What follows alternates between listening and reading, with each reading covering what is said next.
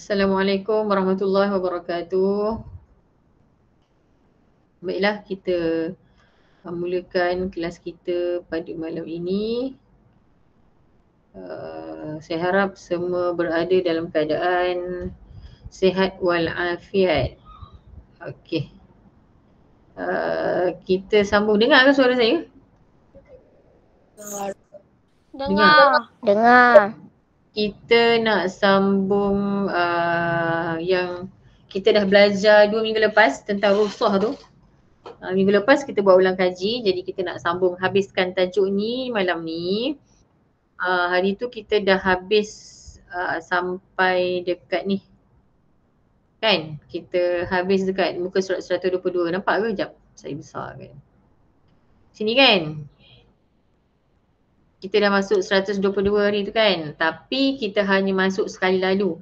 Yang ni kali ni saya nak tunjukkan video yang ada ni. Yang ni awak sebenarnya boleh scan. Yang ni video ni saya download, lepas tu kita nak tengok teliti balik semula sebab hari tu kejap je kan. Kesemuanya. Kemudian kita yang terakhir kita masuk tajuk kepentingan menunaikan solat ketika sakit. Lepas tu habislah tajuk ni. Kan, betul tak? Ada lagi. Ada lagi ni apa ni? Oh ini ni aktiviti. Bukan aktiviti. Ada lagi rupanya. Sekejap, tengok apa benda ni. Ni, maksudnya ada 2 lagi lah lepas tu. Okey. Kita nak pergi kepada video. Tadi saya dah download video tu. Kejap saya nak cari balik video tu. Ni video tadi. Video. Okey, yang ni.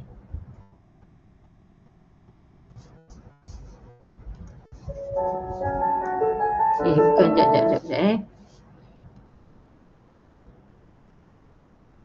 Sekejap, saya try.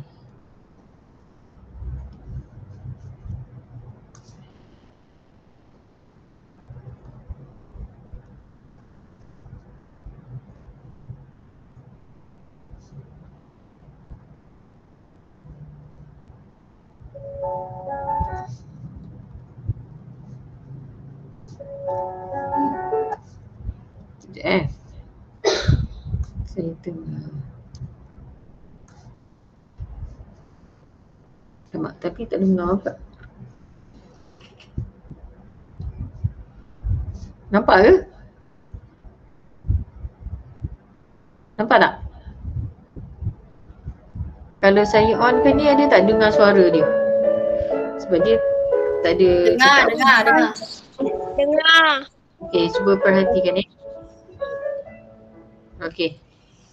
Solat, yang ni tajuk mula-mula Betul tak? Tajuk mula-mula, solat berdiri tanpa rukuk dan sujud seperti biasa.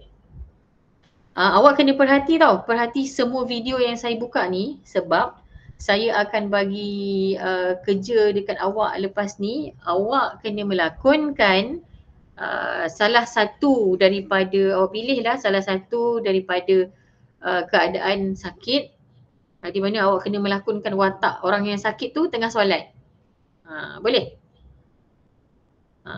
Nanti awak lepas tu video tu awak akan hantar dekat saya. Saya akan bagi linknya untuk awak hantar video tu. Ustazah sakit tu dia secara apa? Duduk ke? Terpulang kepada awak. Mana-mana sebab dia kan ada banyak. Ada 6. Kan? 6 cara solat ketika sakit. Awak tak kisah nak ambil mana-mana. Awak nak ambil yang guna isyarat ke? Nak ambil yang duduk ke? Nak ambil yang berdiri macam ni ke? Terpulang. Tapi awak kena faham betul-betul lah. Tengok video ni, awak kena faham betul-betul. Tengok pada buku teks tu. Sebab video ni pun dibuat, orang yang buat buku teks ni yang buat video ni. Jadi sebiji je, sama je dengan dalam buku teks tu. Cuma sekarang ni kita kena tengok dan kita sama-sama fahamkan apa yang perlu difokuskan. Sebab kadang-kadang dalam buku ataupun dalam video kita tak perasan apa benda yang part-part mana, sebab bila kita melakonkan tu baru kita tahu kalau macam ni macam mana. Dia akan ada benda-benda yang kita macam tak berapa nak sentuh kalau kita tak melakonkan sendiri. Sebab kita tak sakit. Once kita sakit, contoh macam saya kan, once kita dah sakit, baru kita tahu kena macam ni, kena macam ni. Macam tu lah. Sebab kita rasa macam alah senang je kan. Tapi bila betul-betul kena, memang rasanya okey. Okay, so kita perhatikan dekat sini. Yang ni solat berdiri tanpa rukuk dan sujud seperti biasa. Maknanya dia boleh berdiri. Maksudnya dia tak ada masalah untuk berdiri. Maksudnya kalau dia sakit pun dia masih boleh bergerak ke sana ke sini. Dia boleh makan, boleh berjalan ke dapur, boleh pergi mana-mana. So dia boleh berdiri. So dia boleh berdiri, so kena berdirilah. Macam kalau saya sakit kaki. Tapi saya boleh berdiri dengan sebelah kaki. Berdirilah. Walaupun sebelah je kaki yang sakit kan, saya kena berdirilah. Sebab saya boleh bergerak, saya boleh memasak dengan satu kaki. Lepas tu bila penat, saya duduklah. Macam tu.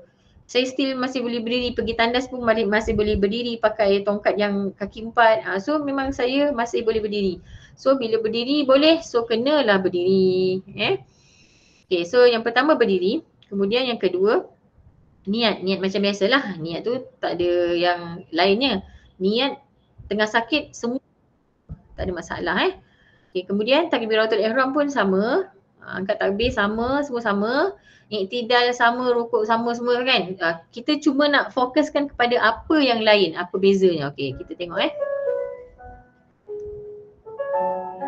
Okay, niat seperti biasa. Takbiratul ihram, Allahu Akbar seperti biasa. Iktidal berdiri seperti biasa. Okay, kita tengok kat sini. Rukuk dia. Jika mampu rukuk seperti biasa. Kalau dia mampu rukuk seperti biasa, maksudnya dia berdiri tadi, dia kan berdiri. Allahu Akbar kan. Bila rukuk, dia rukuk macam biasalah. Tetapi bila dia sujud, dia tak boleh sujud ke bawah. Kan, dia tak boleh sujud ke lantai. Dia kena rukuk tu tak boleh rendah. Dia punya badan tu tak boleh rendah 90 darjah. Dia kena macam 45-50 darjah macam tu je kedudukan rukuk dia tu kan. Kita rukuk macam ni kan. Sebab kan sujud kita tu, kita tak boleh sujud dekat lantai. Jadi kita cuma sujud dekat kerusi. Bila tak boleh sujud dekat kerusi, kita punya rukuk tu tak boleh 90 macam ni. Dia kena kurang sikit macam tu. Keadaan rukuk tu macam ni. Walaupun kita boleh sebenarnya habis. Tapi kita tak nak rukuk kita tu lebih rendah daripada sujud. So rukuk tu dia kena macam ni je. Rukuk macam tu. Ini bagi orang yang tak boleh nak sujud kat bawah kat lantai Okey, seterusnya. Jika mampu rukuk seperti biasa. Okey, kalau tak mampu dia rukuk macam ni lah Kalau tak mampu dia rukuk macam ni. Dia duduk, lepas tu dia rukuk sikit macam tu. Dia ke depankan sikit, maksudnya macam ni. Sekejap saya ingatkan sikit kerusi ni. Macam ni kan. Saya tengah duduk kat wheelchair ni. Okey, bila nak rukuk, ini saya tak boleh, bila kita duduk, kita tak boleh sandar tau. Kita tak boleh sandar macam relax kan, tak boleh Kita masa solat duduk tu, kita kena jangan sandarkan badan kita dekat kerusi. Kita kena tegak. Kan, kena tegak macam ni. Bila nak rukuk, daripada Allahu Akbar tadi berdiri kan. Allahu Akbar, contoh macam ni kan. Allahu Akbar kan. Okay, berdiri. Okay, lepas tu bila nak rukuk, awak Allahu Akbar, awak separuhkan macam tu. Nampak tak? Dia kena badan dia macam ni je, rukuk macam tu. Tu kalau berdiri. Kalau duduk, awak duduklah macam tu. Lepas tu bila sujud, dia kena turun bawah lagi macam tu. Turun bawah lagi. Sebab sujud dia mesti badan kena lagi rendah daripada rukuk. Ni kan, jika tidak mampu, rukuk dengan cara menundukkan kepala ditundukkan selari dengan tempat sujud. Kalau tak mampu macam saya tadi, macam saya mampu kan, saya mampu gerakkan sedikit macam ni kan. Tapi kalau tak mampu, katalah mungkin ada masalah tulang belakang kan, tak boleh nak bengkok-bengkok kan. So awak kepala je, gerakkan macam tu, kepala je. Okay. Ya, pastinya rukuk dia tak boleh sujud rukuk dia tak boleh lebih rendah lagi dia punya tunduk tu daripada sujud. Tu poin pertama dia. Poin yang paling penting. Okay. Okey, seterusnya. Tangan di atas kepala lutut. Belakang sikit. Tangan di atas kepala lutut. Inilah dekat tempurung lutut tu. Kan macam kalau kita solat dekat apa lantai, kita letak dekat lantai kan. Yang ni kita letak dekat kepala lutut, dekat memegang lutut tu macam tu. Memegang macam tu kan. Okey. Ini pun ikut kemampuan. Kalau tak mampu buat macam tu pun tak apa. Yang penting ikut kemampuan masing-masing. Okey. Okey, seterusnya yang tu sujud. Sujud dengan tunduk lebih rendah berbanding rukuk yang tadi tu. Kalau rukuk tadi tu dia punya ni kan. Ni rukuk, sujud, nampak dia ke bawah lagi. Kalau macam saya boleh ke bawah lagi, saya rendahkan lagi. Okey. Okey, seterusnya.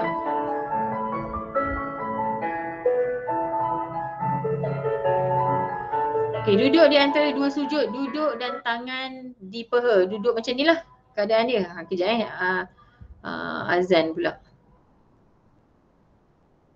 Sekejap sebelum pergi.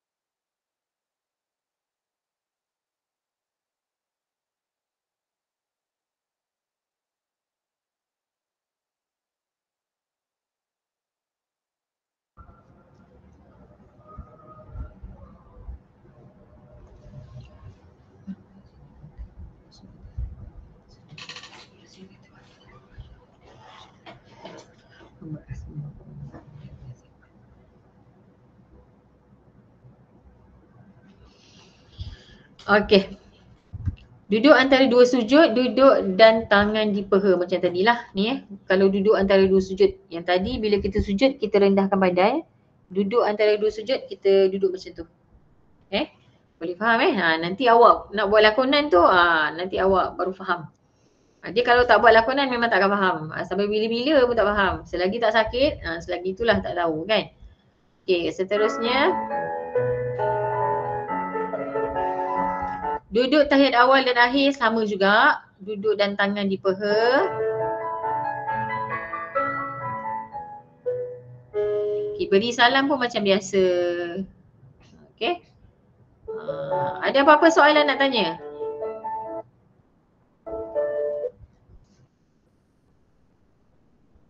Ada apa-apa soalan nak tanya atau nak ulang sikit ke?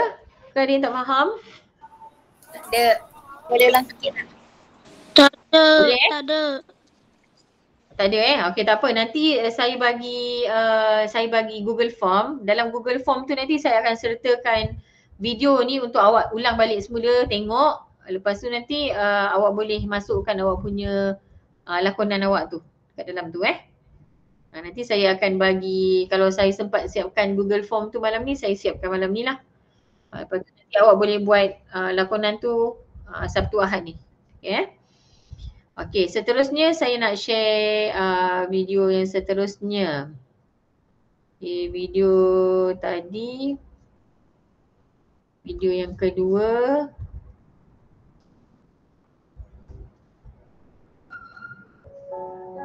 Okey, video duduk tak ada yang dekat dalam buku teks awak tu, video duduk tak ada. Sebab video duduk tu sama je dengan video berdiri tu lebih kurang. Tak ada masalah pun. Ni benda yang sama je. Okey, ni solat ketika berbaring secara mengereng. Sebab dia ada dua keadaan kan. Satu mengereng, satu lagi dalam keadaan menelentang. Okey.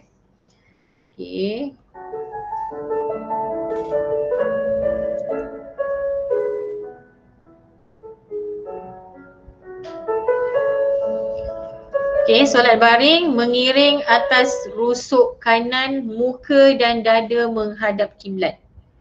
Maknanya awak berada sebelah kanan macam kita nak tidur.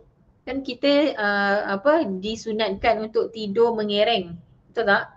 Mengereng sebelah kanan. Maknanya tangan kanan tu yang di sebelah bawah dekat katil, kat tilam awak. Yang sebelah kiri dekat bahagian atas kan.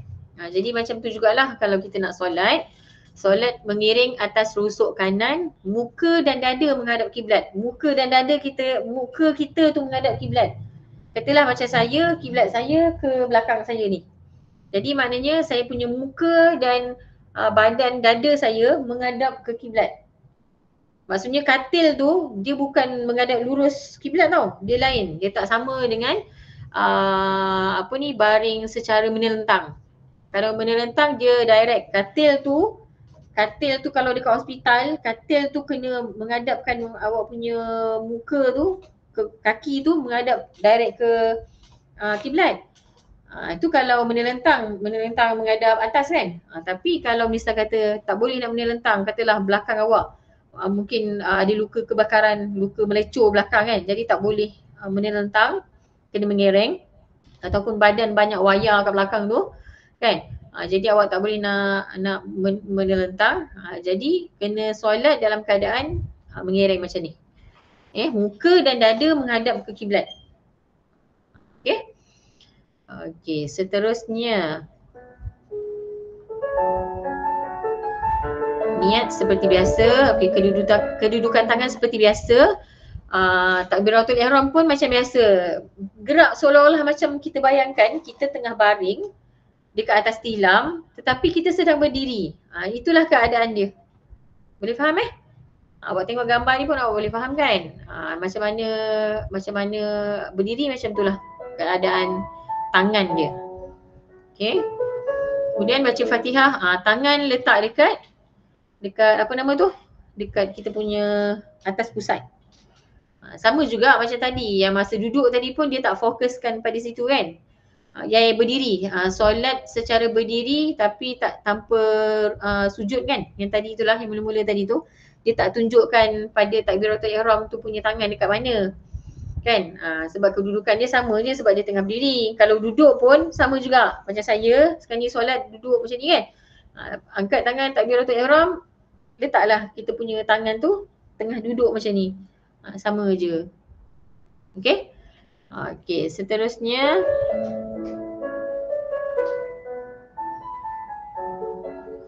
rukuk macam tu. Semasa rukuk, kepala ditundukkan. Macam mana pula lah nak rukuk kan, nak gerakkan badan kan. So kepala je ditundukkan. Kepala tundukkan. Tangan ke hadapan bahagian badan. Tangan ke hadapan, buatlah macam tu. Macam tadi kita takbiratul ihram tangan macam ni kan. Bila kita nak rukuk, angkat tangan ke depan. Ke depan macam tu, ke depan. Okey. Ke depan dengan rapat ke badan lah. Jangan jauhkan daripada badan pula. Macam mana kita rukuk kan, sama je. Jika kepala tidak mampu bergerak, gunakan isyarat menggerakkan pula ni. Menggerakkan kelopak mata. Kalau tak mampu, katalah dekat kepala tu ada ada besi ke dia lekatkan ke kan, mungkin ada masalah tempurung kepala ke kan, ada operation ke benda kan. So kepala tak boleh gerak. Jadi gunakan isyarat mata sahaja, gunakan kelopak mata untuk sujud, untuk rukuk. Kalau lepas ni kita tengok, hari tu kita dah baca kan, untuk gerakkan untuk rukuk kita gerak sikit depan ke bawah sikit. Kalau sujud kita tutup mata. Sekejap, saya habis.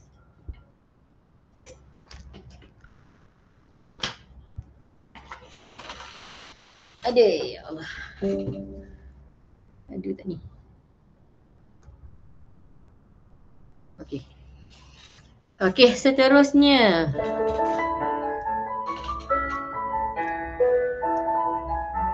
Iktidal. Semasa iktidal kepala diangkat semula. Tadi kan kita dah rukuk tu kita tunduk sikit macam tu kan. So bila iktidal tu sami Allahu liman hamidah. Tegaklah balik kepala tu daripada tunduk ke atas balik macam ni. Kepala diangkat semula. Lepas tu tangan dekat sisi lah. Macam mana kita berdiri, sami Allahu liman hamidah. Kan kita letak tangan dekat sisi kan. Macam tu jugalah, sama. Lepas tu sujud dengan tunduk lebih rendah berbanding rukuk tadi. Kan kita tunduk sikit kepala kan, rukuk tu kan, Allahu Akbar, tunduk macam tu kan.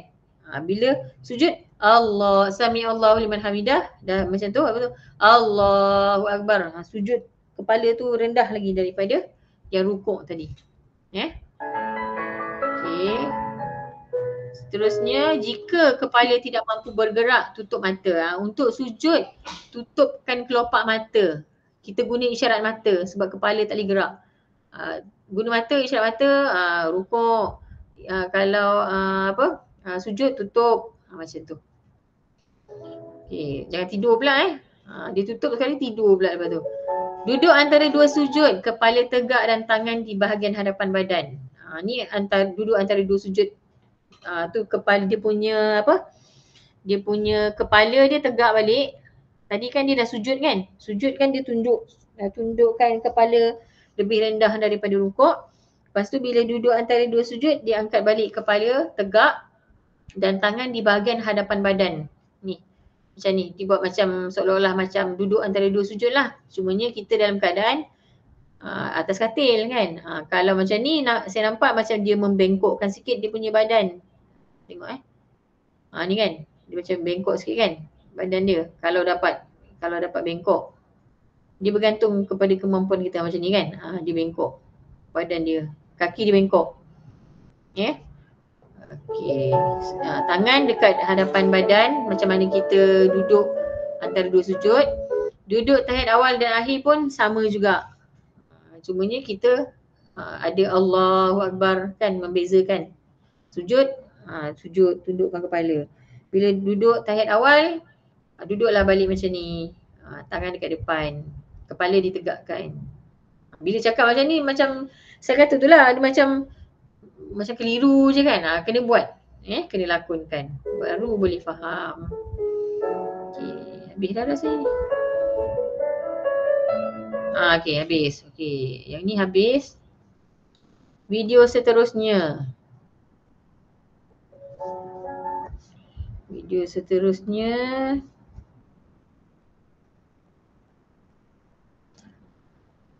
Solat ketika berbaring secara terlentang. Tadi solat ketika berbaring secara mengereng. Kena beza mengereng, apa bezanya dengan yang menelentang ni? Terlentang ni maksudnya muka dekat atas kita boleh nampak. Kalau kita duduk kat hospital, kat katil hospital tu kita nampak ceiling hospital. Ataupun dekat rumah, awak duduk kat katil kat rumah, awak boleh nampak, contoh bersunat ke kan? Awak kan boleh duduk, boleh baring menghadap ke atas kan. So ni solat ketika berbaring secara terlentang.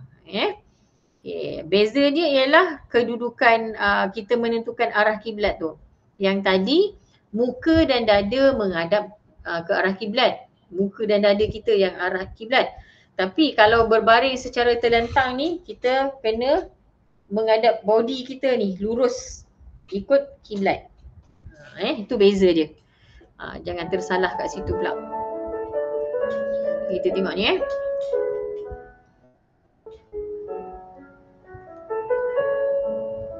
Okey, ni kaki diluruskan ke arah kiblat. Maknanya kita baring tu, katalah rumah awak menghadap rumah awak tu, dia punya kiblat dia mungkin lurus straight ke arah utara. Contohnya rumah awak kan, arah utara straight ke depan. So awak punya katil awak tu kenalah, kalau awak tak boleh nak bergerak meluruskan posisi awak atas katil tu, awak katil tu lah kena gerak kan.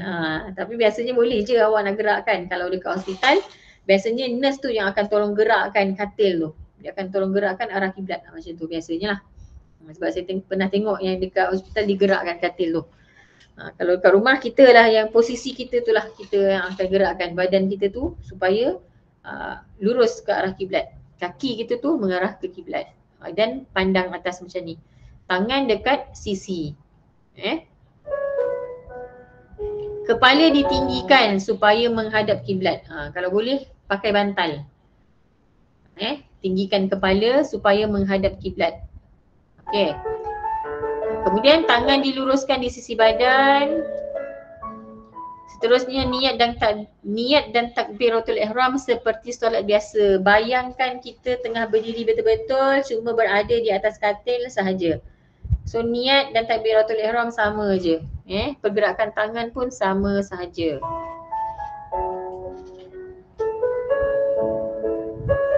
Membaca Al-Fatihah, kedudukan tangan seperti solat biasa sama.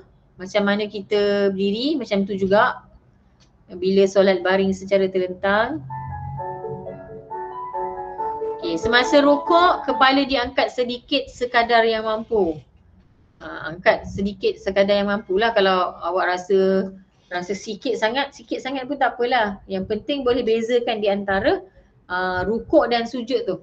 Sujud lagi rendahkan, tundukkan lagi kepala tu. Okay, jika kepala tidak mampu bergerak, gunakan isyarat kelopak mata macam yang tadi tu lah. Kalau misal kata kita rukuk, daripada atas tu kita ke bawahkan sikit. Mata gitu tu kan, kita ke bawahkan sikit pergerakan mata tu. Kita pandang lurus macam ni kan. Kita pandang lurus. Mata tu kita kalau nak rukuk, kita pandang bawah sikit macam tu. Lepas tu bila sujud, tutup terus kelopak mata. Tu kalau tak boleh langsung lah kepala tak boleh gerak. Okay, ni semasa iktidal, kepala tegak dan tangan di sisi. Kembali balik daripada rukuk tadi sikit kan. Lepas tu sami Allahu liman hamidah, kepala tegak balik semula. Maksudnya tegak tu maksudnya sandarlah balik dekat awak punya bantal tu. Dan tangan dekat sisi macam mana kita solat biasa tu. Kemudian sujud dengan kepala diangkat lebih tinggi berbanding rukuk. Kena ke bawahkan lagi lah. Setakat yang mampu. Yang penting, yang macam saya kata tadi, saya ulang banyak kali, sujud mesti lebih rendah daripada rukuk. Jika kepala tidak mampu bergerak, tutup mata. Okey, tutup mata, jangan tidur. Duduk antara dua sujud, kepala tegak dan tangan di bahagian hadapan badan. Macam itulah. Tu duduk antara dua sujud. Kita bayangkan kita tengah sujud kan, tangan kan berada dekat atas kita punya paha kan. Sama lah juga, kita buat keadaan yang sama. Cumanya kita tengah baring.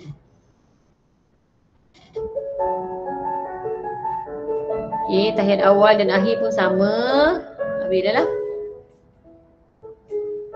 Okay, semasa tasyahud jari digerakkan seperti biasa. Apa dia jari digerakkan seperti biasa ni?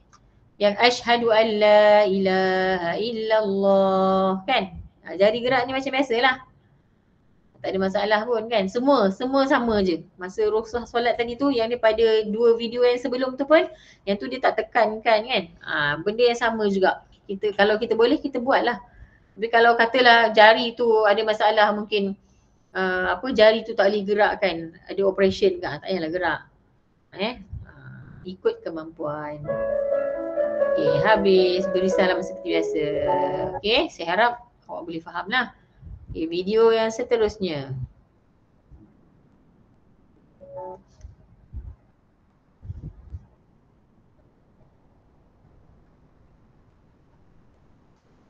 Okey, solat dengan isyarat mata.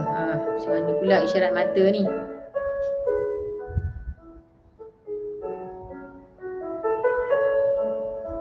Okey. Kaki diluruskan ke arah kiblat. Yang ni sama macam tadi, dia berbaring menelentang tapi dia tak boleh gerak langsung. Tadi dia boleh tundukkan kepala kan ketika rukuk dan sujud. Yang ni langsung. Tak boleh. Tak boleh gerak. Okey. Kaki diluruskan ke arah kiblat.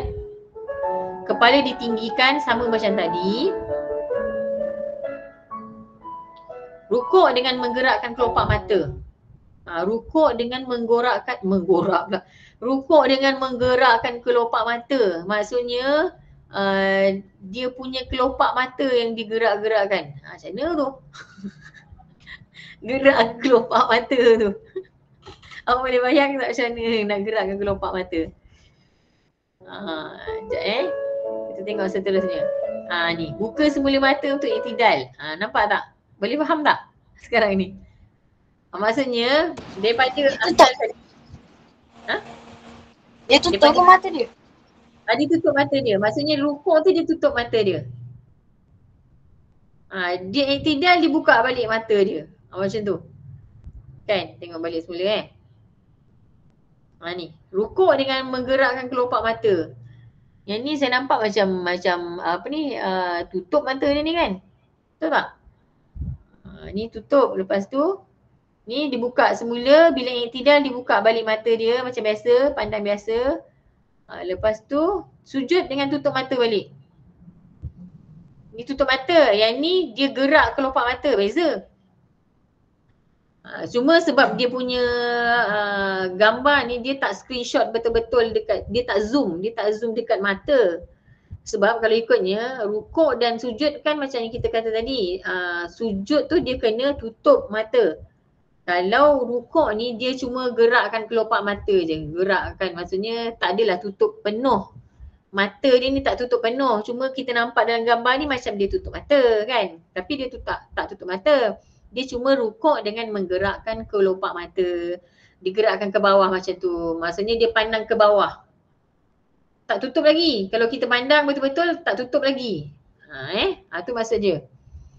Bukan tutup mata tau. Sebab ayat dia kat sini. Ni tutup mata. Boleh faham beza menggerakkan kelopak mata masa rukuk. Yang sujud menutup mata terus. Sebab yang tadi, video-video yang sebelum tadi pun dia ada sebut kan. Kalau sujud dia tak boleh nak sujud seperti biasa. Dia boleh menggunakan mata je, isyarat mata je. Dia sujud dengan menutup mata.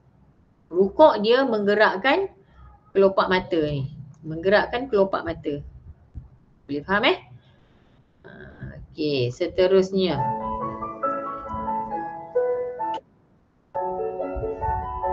Okey, semasa duduk antara dua sujud, dia buka balik kelopak mata dia macam ketika iktidal tadi. Kan, iktidal tadi dia pandang balik, pandang biasa kan? Dia sama. Okey. Lepas tu, tahiyat awal dan akhir sama juga. Kelopak mata dibuka. Beri salam macam biasa. Kalau dia boleh gerakkan kepala, andai kata tak boleh, gunakan mata je. Mandang ke kanan. Assalamualaikum warahmatullahi, pandang kanan. Assalamualaikum warahmatullahi, pandang kiri. Macam tu. Kalau tak boleh lah. Kalau tak boleh gerak sangat kepala tu. Okey Okey, selesai. Seterusnya video yang terakhir.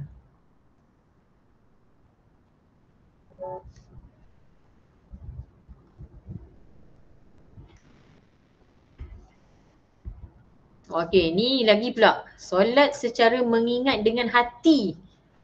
Tadi ada jugalah isyarat mata kan, guna anggota.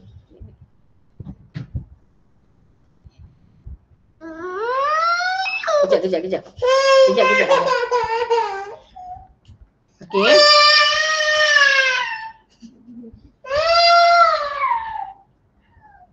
Okey, ni solat menggunakan hati je. Hati memang kena betul-betul fokus. Yang tadi mata, gerakkan mata kan. Ni dengan hati. Macam mana tu? Ni memang kritikal lah ni. Sakit yang kritikal, tak boleh gerak apa-apa kan. Wayar penuh berselirat kat badan ni. Okey, keadaan dia baring mengikut posisi yang mampu. Kalau dalam gambar ni dia buat secara menelentang lah. Tapi kalau posisi lain tu bergantunglah kepada keadaan kritikal pada waktu tu. Maksudnya dia masih sedar lah, dia bukan koma maksudnya dia masih sedar dan boleh solat macam biasa. Dia sedar. So ikutlah posisi dia. Kalau posisi yang ada ni posisi menelentang. Kalau posisi mengiring, mengiringlah dia ikut cara mengiring. Tapi bezanya antara dia boleh bergerak ataupun dia hanya gunakan hati je. Memang kena betul-betul fokus.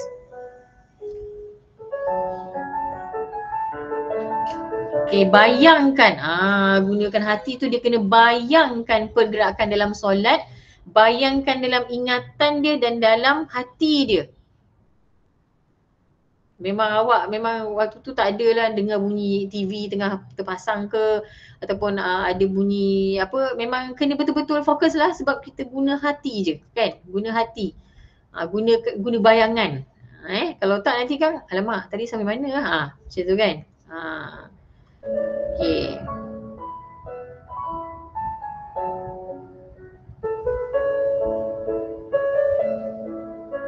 Sampai ke sudah. Baca setiap bacaan seperti solat biasa. Maknanya daripada mula Allahu Akbar, tak ada gerak apa-apa, tangan tak ada gerak. Awak bayangkan saja tangan awak tengah digerakkan takbiratul ihram. Betul, awak pun baca Bismillahirrahmanirrahim, baca kan? Baca dalam hati lah, baca dalam hati. Kalau boleh baca kuat, bacalah kuat. Baca, lepas tu Allahu Akbar. Tangan tak gerak ni, tak boleh gerak. Bayang saja.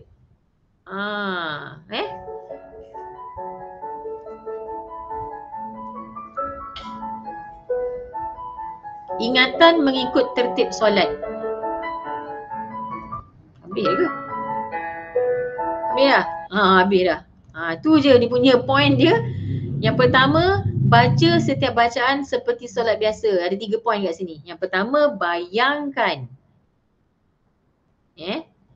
Bayangkan tu dalam ingatan dan hati. Kemudian yang kedua point dia, baca setiap bacaan seperti solat biasa.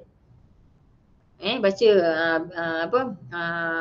dah baca Al-Fatihah, Allahu Akbar, rukuk. Awak bacalah. Baca Subhana Rabbiyal Azimi wa bihamdih. Kalau awak nak baca dalam hati, baca hatilah. Kalau tak dapat, mulut pun tak boleh nak gerak, dengan hati sahaja kan. Baca dalam hati je lah. Bayangkan, lepas tu Sami Allahu liman hamidah. Semua dalam, kalau boleh bercakap, bercakaplah. Tapi kalau tak boleh langsung bergerak, mulut pun tak boleh. Memang katalah wayar yang ada kan, ada orang yang dimasukkan wayar dalam dia punya mulut kan. Memang tak boleh makan pun melalui tiup apa semua kan. Katalah macam tu kan. Memang tak boleh keluarkan suara. Katalah macam tu. So dia cuma bayangan dia je. Dia tengah solat, baca dalam hati. Semua dalam hati. Sami Allahu liman hamidah pun dalam hati. Allahu Akbar semua dalam hati. Tak ada sepatah perkataan pun yang keluar daripada mulut dia. Kalau tahap kritikal macam tu. Okay, kemudian terakhir ni dia kata ingatan mengikut tertib solat. Ikutlah dia punya lepas rukuknya, itidal, lepas itidal sujud, lepas tu duduk antara dua sujud, naik balik rakaat yang kedua, turun, habis tahiyat awal, naik balik. Macam tu lah. Kena ikut straight sampailah salam. Tu kalau yang tahap paling teruk. Sakit yang paling teruk. Sebab itulah kalau orang yang dalam keadaan yang sakit paling teruk tu pun dia masih menjaga solatnya, Allahu Akbar, memang tersangat baguslah. Sebab kadang-kadang sakit sikit je pun kan, rasa malas nak solat lah, sejuk kena air lah, menggigil lah, ini ada je alasan kan. Tapi sebenarnya itu pahala dia berganda-ganda sebenarnya kita, sebab kita menjaga solat tu. Okay, berapa dah? 9:12. Dia berapa minit lagi? Okay, sempat. Okay, kita pergi balik dekat buku teks. Habis dah video-video ni. Saya tak sempat lah nak share video. Satu ni saya dapat video tentang tentang penghijrahan Nabi awal Muharram kan. Saya ada dapat video tapi 15 minit lama. Tak apalah, nantilah saya share kemudian. Okay, kita buka balik dekat buku teks. Okey, tentang kepentingan menunaikan solat ketika sakit. Kita masuk tajuk ni. Ada 20 minit. Okey, apa kepentingan dia? Ada satu, individu. Kedua, kepada masyarakat. Yang ketiga, kepada agama. Okey, yang pertama, kepada individu, kepada kita lah. Apa kepentingan orang yang menunaikan solat ketika sakit? Yang pertama, menimbulkan keinsafan dalam diri akan kelemahan manusia. Rasa insaf tak kalau misal kata kita ni sakit, kan? Kita ni tak ada kuasa. Jadi kita kena insaf lah, sebab yang hanya berkuasa, yang hanya boleh menyembuhkan hanyalah Allah, kan? Jadi kita akan rasa timbul keinsafan dalam diri kita akan kelemahan kita ni lah. Kita tak boleh buat apa-apa. Contoh macam saya ni lah, kan? Terasa insafnya. Tu saya ni okey lagi lah. Orang yang lagi teruk daripada saya ni, kan, langsung yang berdarah-darah, yang luka dia berjahit-jahit, lagilah. Saya ni tak adalah berjahit, kan, tak adalah teruk macam tu. Itu pun dah rasa macam ya Allah, hai, kan. Okey, kemudian yang kedua, menyedari kebesaran Allah dan kasih sayangnya kepada kita. Walaupun dalam keadaan kita sakit, sebenarnya Allah dah bagi macam-macam nikmat dekat kita, kan.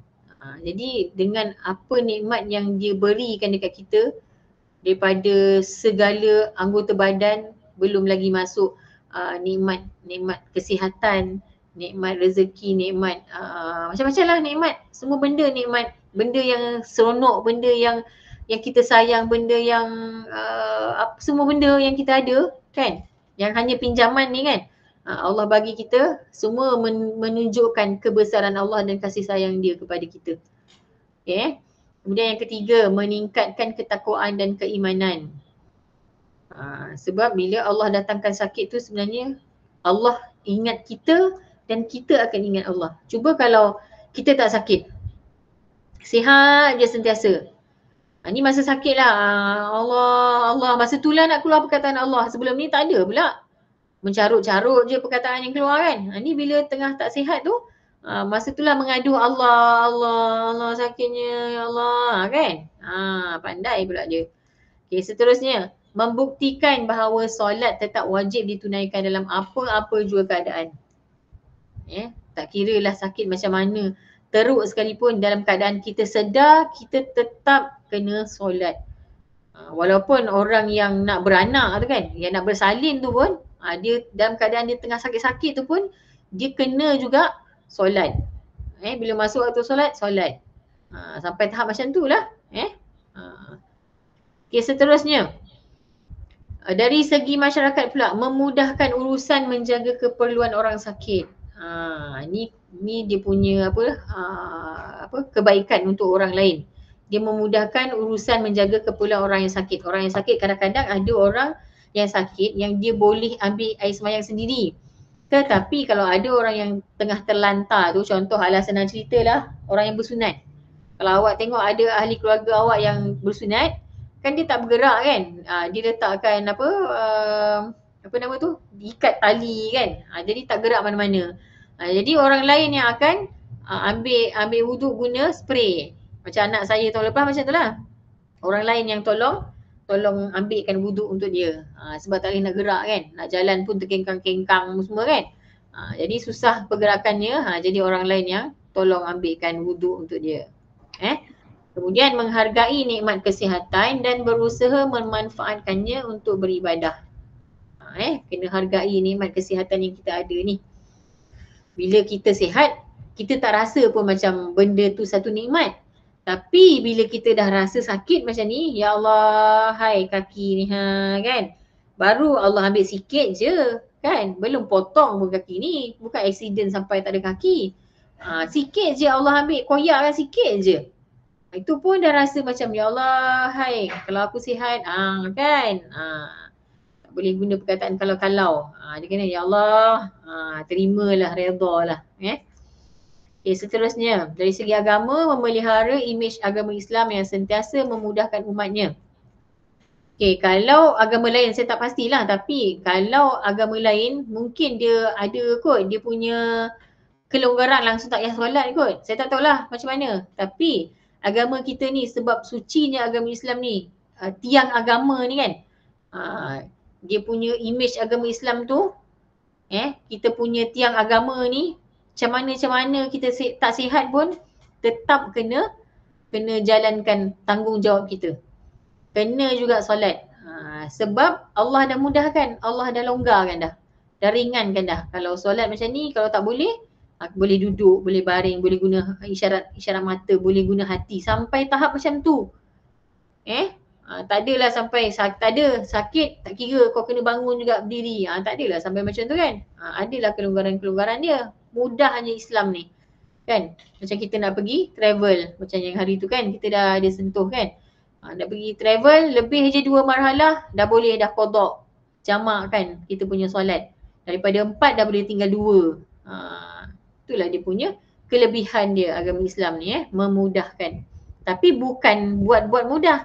Bukan kita saja yang meremehkan solat tu. Bukan dia ada dia punya dia punya syarat-syarat dia. Tak boleh kata, alah boleh lah, penat lah ni, tak sampai pun lagi 20 pula. 2 marhalah, kira boleh lah tu, dah nak sampai sikit je lagi. Tak boleh. Kalau kata 83 km, mesti 83 km dan ke atas. Tak boleh kata 81 km, alah aci lah 2 km je lagi, boleh lah nak jamak. Tak boleh tak boleh. Okay. Seterusnya, menarik minat orang bukan Islam untuk mendalami keunikan agama Islam. Sebab agama Islam ni adalah agama rahmat. Agama yang memang segala benda memang ada, setiap benda yang Allah jadikan, setiap benda yang halal haram semua tu ada sebabnya. Memang setiap benda tu ada kebaikan dia lah, ada hikmah di sebaliknya. Kalau kita betul-betul memahami, mendalami, mentadabbur ayat Al-Quran, insya-Allah kita akan jumpa banyak lagi sebenarnya. Okay, seterusnya. Apa ni? Ganjaran pahala untuk solat orang sakit sama seperti solat biasa. Hadis Rasulullah, maksudnya sabda Rasulullah SAW, apabila seseorang itu sakit atau musafir, maka ditulis baginya pahala sama seperti apa-apa yang dikerjakannya sewaktu bermukim dan semasa sihat. Maksudnya Allah tak kurangkan pun pahala tu. Macam saya ni kan, alahai best ni Ustazah solat duduk. Kan bestnya saya ni solat berdiri.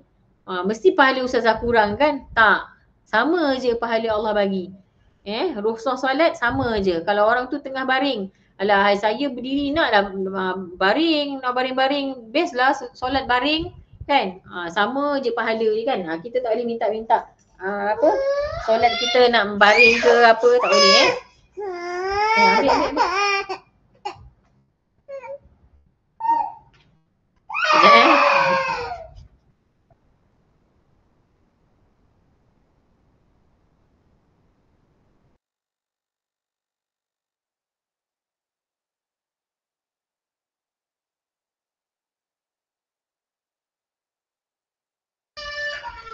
Okey, seterusnya. Contoh macam musafir kan. Kita pergi Kelantan. Dapat jamak. Sebabkan rukhsah solat, sebabkan kita musafir, so dia punya markah dia kurang lah. Sebabkan kita tak solat 4 rakaat, kita solat 2 rakaat je. So markah dia punya pahala dia kurang. Tak, sama je Allah bagi. Kan, nampak tak? Adilnya Allah tu. Apakah yang akan berlaku sekiranya pesakit mesti melaksanakan solat seperti solat biasa walaupun dalam keadaan tidak berupaya melaksanakannya? Agak-agak nak buat ke?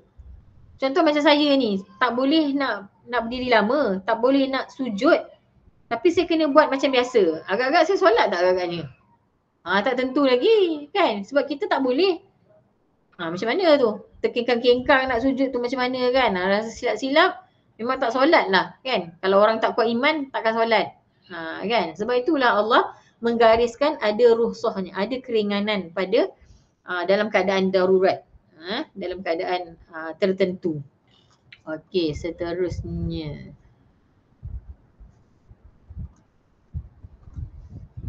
Okey, yang ni pula. Sana pula. Okey, rukhsah solat bukti kasih sayang Allah. 1 minit lagi? 8 minit. Okey, siapa nak baca? Hasif. Okey Hasif. Baca Hasif.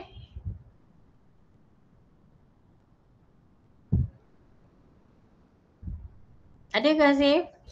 Kami ke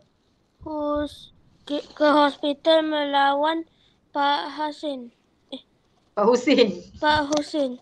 Ha. Jiran kami yang kemalangan. Beliau cedera di pinggang. Beliau bersolat secara terlintang. Terlentang. Okey, terima kasih Hasif. Okey, Pak Husin ni dia kemalangan. Lepas tu dia cedera dekat pinggang, jadi dia solat secara terlentang ni. Menghadap macam ni lah. Okey. Kemudian, okey jap sebelum saya pindah ke sini. Solat secara terlentang, arah kiblatnya ke mana? Siapa nak jawab? Menghadap ke mana kiblat dia? Kiblat. Mengarah ke mana? Kiblat tu Ke mengarah depan. Ke depan. Ke depan, maksudnya kaki dia tu mengarah ke kiblat. Okey, bagus. Okey, nombor 2, siapa nak baca? Saya. Saya tak sempat buat wheel of names pun sebab saya baru sampai rumah dekat pukul 8 tadi daripada fisio. Siapa tu? Saya Zaza. Okey Masya, nombor 2. Anaknya Ali pula patah kaki dan cedera di kepala. Saya lihat Ali bersolat di hotel. Ali hanya Di surau hospital, saya melihat orang bersolat di atas kerusi bersama-sama. Okey, terima kasih Masya. Okey, anak kepada Pak Cik Husin ni pula kan, anak dia pula mungkin dia accident sekali lah ni kan. Anak dia pula patah kaki, cedera kat kepala ni kan. Ni siap berbesi lagi tu tak boleh gerak ni Allahuakbar, kesiannya tak adalah macam saya kan, masih boleh bergerak. Lepas tu cedera kat kepala pula tu. Saya lihat Ali bersolat di atas katil. Dia cuma tundukkan kepala untuk rukuk dan sujud. Tak boleh gerak sebab kaki dia macam ni. Kan? Macam mana nak sujud kan? Okey. Seterusnya nombor 3. Siapa nak baca? Siapa tu? Amira. Saya Zaza. Ketika di hospital, saya melihat orang bersolat di atas kerusi bersama-sama dengan jemaah yang lain. Okey, terima kasih Amira. Ketika di surau hospital, saya melihat orang bersolat di atas kerusi bersama dengan jemaah yang lain ni. Ada tak awak pernah pergi mana-mana? Awak nampak ada jemaah tu yang dia duduk, mungkin ada seorang, mungkin ada 2 orang yang duduk atas kerusi. Biasanya orang tua lah. Pernah banyak kali dah. Banyak kali, okey. Tapi bukan orang tua je tau. Sebab contoh macam saya ni taklah berapa tua lagi, tapi bila dalam keadaan-keadaan tertentu kita kena solat dalam keadaan duduk macam ni. Adalah tu dia punya keuzuran dia tu yang tak sihat kan. Kadang-kadang nampak memang kebanyakan orang tua, tapi bila orang muda tu mungkin dia ada masalah lain. Okey, yang solat atas kerusi ni pun dia ada dia punya kaedah dia tau. Macam mana kaedah dia, sama ada kaki kerusi ni nak kena berada dekat mana. Ni ada dia punya, kalau awak search, kalau saya cerita ni panjang pula ceritanya. Tapi awak boleh lah kalau rajin boleh search dekat Google yang dikeluarkan oleh JAKIM. Dia punya cara macam mana keadaan kerusi ni. Sama ada kat depan lagi ke ataupun kat belakang macam ni. Kalau ikut dalam ni, macam mana keadaan orang takbiratul ihram macam itulah, maknanya dia akan makan space orang yang kat belakang. Maknanya kalau orang yang duduk kat kerusi ni biasanya kalau bolehnya dia duduk kat tepi lah. Sebab dia akan makan space orang belakang ni. Orang belakang katalah ada orang saf belakang kan. Macam mana pula dia nak sujud kena kat kerusi ni pula kan. Sebab tu kalau boleh dia duduk kat tepi lah, dia tak mengganggu orang lain. Tapi kadang-kadang ada je orang yang duduk tengah-tengah. Kadang-kadang sebab mungkin dia tak faham kot kan. Mungkin tak boleh lah orang belakang ni nak sujud kat sini Jadi sempit kat situ. Okey, seterusnya nombor 4. Siapa nak baca? Ali Airina. Sebelum pulang, saya terlihat pesakit berhampiran sedang solat tanpa menggerakkan mana-mana anggota. Mungkin dia hanya menggunakan isyarat mata. Okey, terima kasih Ali Airina. Ya, betul. Dia agaknya dia ni pergi round-round agaknya dia kat hospital ke macam mana kan. Sebab dia kata dia pergi sebelum pulang pula kan. So dia tengok lah ada orang yang tengah solat dekat atas katil hospital tu, dia tak gerak apa-apa pun. Dia tak boleh gerak. Mungkin dia lemah satu badan ke macam mana ke kan. Lumpuh, kalau orang lumpuh ataupun orang stroke, dia memang tak boleh. Orang lain yang kena gerakkan dia kan. Macam mandi pun tak boleh apa semua kan. Jadi dia hanya boleh menggerakkan mata dia sahaja. Mata dia tu macam mana? Dia lurus, kalau rukuk dia ke bawah sikit, kalau sujud dia tutup kelopak mata macam tadilah. Okey, seterusnya. Nombor 5, siapa? Wan Is, siapa Wan Is? Irfan Saya. Saya tu siapa? Irfan. Okey, Irfan. Saya berasa sangat bertuah dapat melihat pelbagai tata cara solat. Alhamdulillah, terima kasih Irfan. Dan yang terakhir, siapa? Amirul. Saya bersyukur kerana Islam tidak membebankan kita. Alhamdulillah. Okey, terima kasih Amirul. Okey. Maknanya dengan rukhsah yang ada ni, Allah tidak membebankan mana-mana umatnya sesuai kepada kemampuan hamba-Nya. Sebab itu Allah datangkan ujian, Allah datangkan dugaan, bergantung kepada memang kita boleh buat tu. Sebab itu Allah turunkan. Contoh orang yang kemalangan kan, orang yang melecur, orang yang terbakar 60% badan dia memang kuat. Allah datangkan ujian tu memang boleh untuk dia. Sebab itulah kita kena bersyukur sebab Allah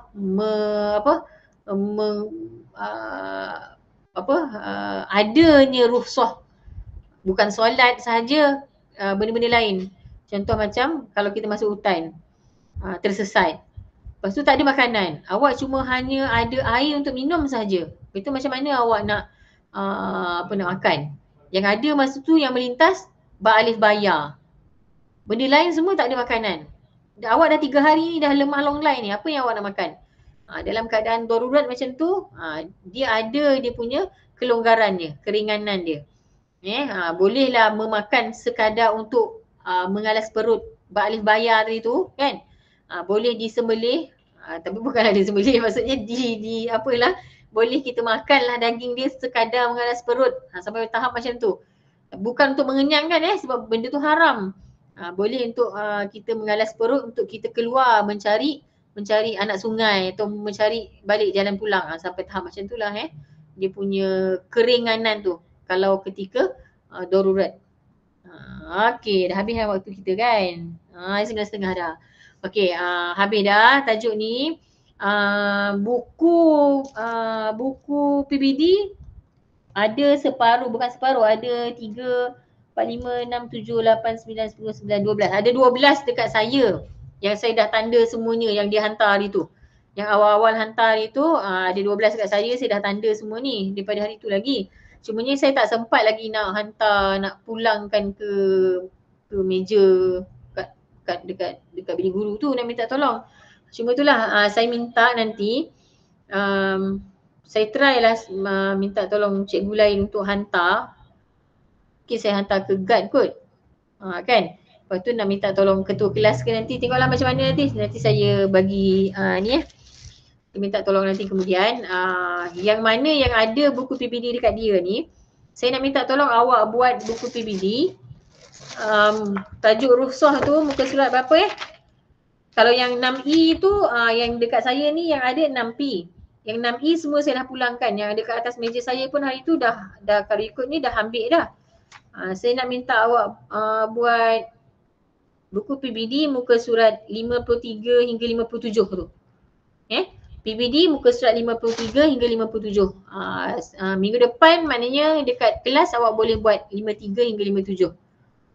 Boleh Okey, dan tugasan yang saya kata hantar lakonan tu saya akan bagikan linknya. Kalau sempat siap malam ni lah, kalau tak pagi besok lah saya bagi. Kalau tak kan awak nak tidur, mak ayah awak nak tidur berbunyi-bunyi pula telefon kan. So saya bagi pagi besok lah link tu awak akan, dalam tu ada saya sediakan video untuk awak buka. ke 5 video dan awak boleh pilih mana-mana apa rukhsah yang awak nak lakonkan tu. Boleh solat betul-betul tau. Maksudnya solat betul-betul dalam keadaan konon-konon awak memang betul-betul sakit. Tak kira lah awak nak ambil yang berdiri yang tak boleh sujud tu ke, ataupun yang duduk sepenuhnya ke, ataupun nak menelentang ke, tak kisah. Awak nak buat macam mana pun. Kalau yang menelentang tu awak kena zoom lah sikit dekat bahagian mata. Sebab kelopak mata kan, nak tengok kelopak mata tu macam mana pergerakan dia kan. Kena adalah seorang yang kena ambil zoom tu. Boleh? Kalau yang perempuan kena pakai telekung lah. Kalau perempuan. Kalau lelaki tak payahlah. Boleh Okey, saya rasa itu sahaja untuk malam ini. Assalamualaikum. Terima kasih semua. Waalaikumsalam. Waalaikumsalam. Okey, sama.